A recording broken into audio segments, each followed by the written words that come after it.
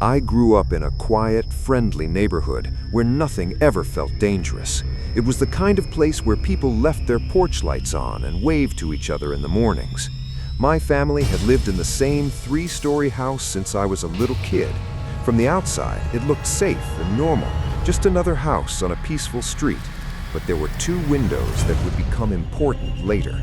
My bedroom window on the second floor and my dad's home office window on the third floor. Both faced the street, and neither of us knew at the time that those windows would slowly become the way something dark kept its eyes on our family.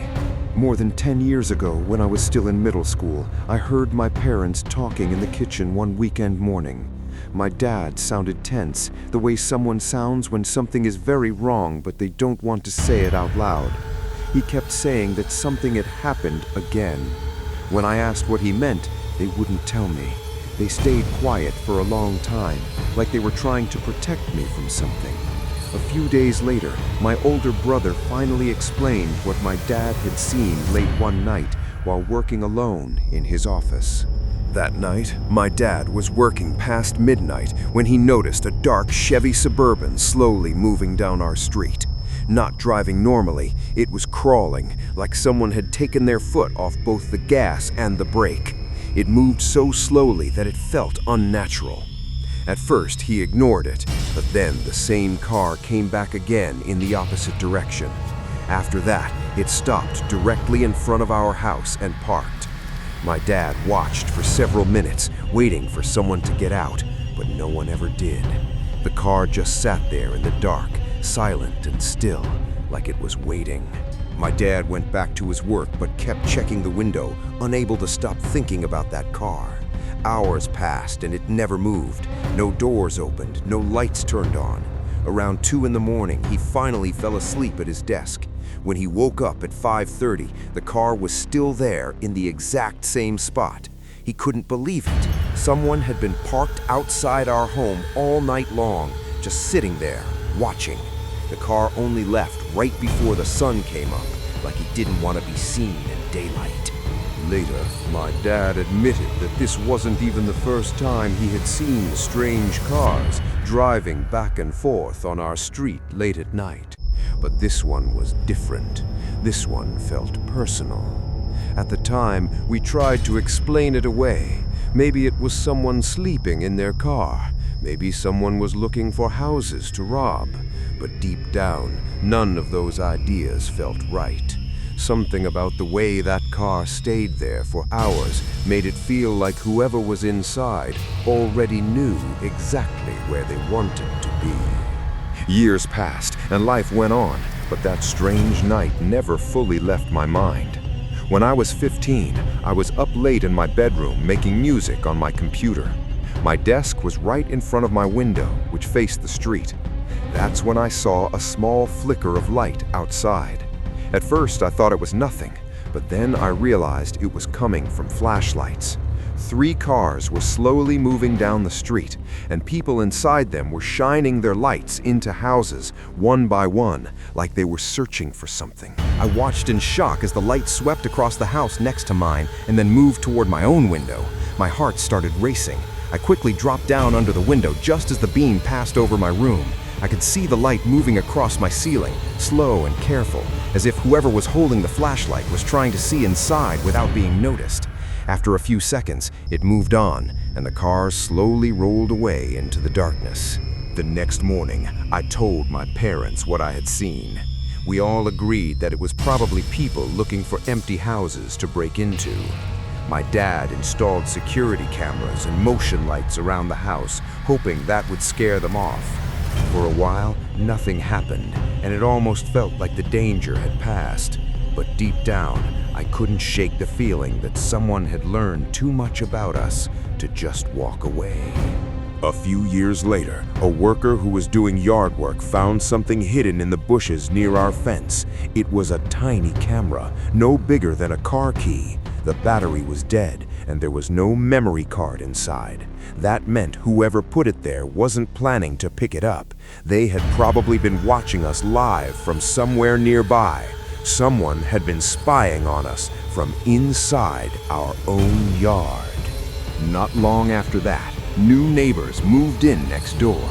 They were a young couple, but they didn't act like normal neighbors. Late at night and early in the morning, I would see them standing at their upstairs window looking into our yard. One night, I saw them sitting at their kitchen table with a strange, bald man. When they realized I was looking, the woman closed the curtains. Years later, I would see that same man again, not in my neighborhood, but across the world.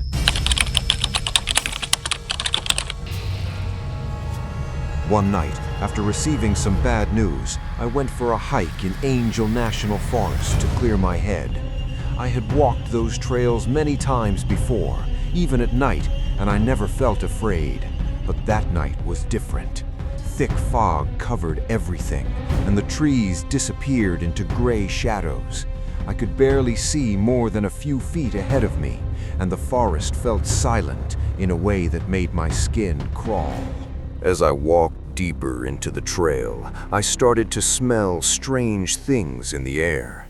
First, it was a soft floral scent, like perfume, which made no sense in the middle of the woods. Then I smelled smoke, like someone had a campfire burning nearby. Then there was a third smell, something earthy and familiar that made me feel uneasy, even though I couldn't place it. The smells came and went, like someone was moving around me in the fog. About an hour into the hike, I saw a flashlight beam on a ridge high above the trail. I knew that ridge well, and there was no safe way for anyone to get up there. Yet someone was clearly standing there, shining their light across the fog. The beam turned on and off, moving from place to place, like they were searching for something or someone. Then I heard someone whistling. The sound floated through the fog, calm and slow. That was when I realized something terrible. If I could hear them, they could hear me too. I had been playing music earlier, which meant whoever was up there already knew exactly where I was. I reached a small overlook and saw a strange stone sculpture sitting on a rock near the edge. It was something people leave as a sign that someone has passed through. My heart sank. I turned around immediately, but before I could take more than a few steps, I heard fast footsteps rushing toward me through the fog. The footsteps stopped right in front of me, but I couldn't see anything. I stood frozen, staring into the gray fog, wondering if someone was standing just inches away from me. I didn't know how they could see me when I couldn't see them, but I knew they were there. The only way back was through the same trail the footsteps had come from. As I walked, I felt like someone was behind me, matching every step I took. Every few moments, I thought I heard extra footsteps, just barely out of sync with mine. Suddenly, something crashed through the bushes behind me. The sound was so loud that I shouted in fear without thinking. My heart was pounding so hard it felt like it would burst. I started running. I could hear something running behind me, breaking branches and moving fast. I didn't look back. I just ran until I reached my car, shaking and out of breath. I made it back alive, but I still don't know what was chasing me that night. I stopped hiking for months after that because I knew something out there had been hunting me.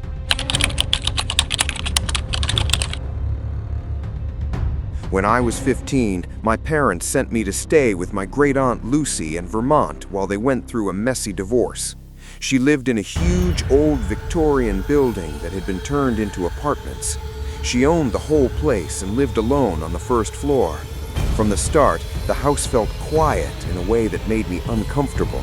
Every night, I heard footsteps walking back and forth in the apartment above us. It sounded slow and steady, like someone pacing. Aunt Lucy said the second floor was empty, but the footsteps never stopped. One day I went upstairs and saw fresh marks on the wooden floor. They showed the same path I had been hearing every night, going back and forth across the apartment. Aunt Lucy said the marks were old, but I knew they weren't. She avoided talking about it, and I could tell she was hiding something. One night, I saw a faint light moving upstairs. like someone walking with a flashlight. I didn't sleep after that. I told my mom, but she told me not to talk about it. That's when I knew this wasn't just my imagination. Years later, I learned that someone had died in that apartment long ago, and the family had kept it quiet. I still don't know who was walking up there at night, but I know someone was. Some secrets never come out, even when they should. And sometimes the scariest thing isn't a ghost. It's the people who know the truth and refuse to tell it. If you like this video, don't forget to subscribe my channel. See you on next videos. Till then, goodbye.